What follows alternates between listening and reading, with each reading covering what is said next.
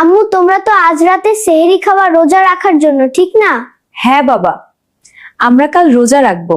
তুমি কি রোজা রাখবে? হ্যাঁ আম্মু, আমিও রোজা রাখতে চাই। বাবা, তুমি কি সেহরির সময় ঘুম থেকে উঠতে পারবে? হ্যাঁ আম্মু, তুমি ডাক দিও, আমি উঠে যাব।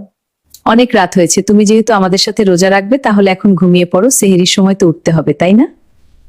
ঠিক আছে আম্মু, আমি তাহলে ঘুমাতে যাচ্ছি, সেহরির সময় আমাকে ডেকে দিব। ঠিক আছে বাবা, ঘুমিয়ে পড়ো, আমি ডেকে দেব। আমি এখন ঘুমাতে যাচ্ছি, আমার বিছানা এসে গেল। বাবা উঠে পড়ো, সেহরির সময় হয়ে তাড়াতাড়ি উঠো, তাড়াতাড়ি উঠো। হাত মুখ ধুচ্ছি। আম্মু আমি চলে এসেছি সেহরি খাওয়ার জন্য। আয় বাবা, খেয়ে নে। আজানের সময় হয়ে গেল, তাড়াতাড়ি খাওয়া শেষ করো।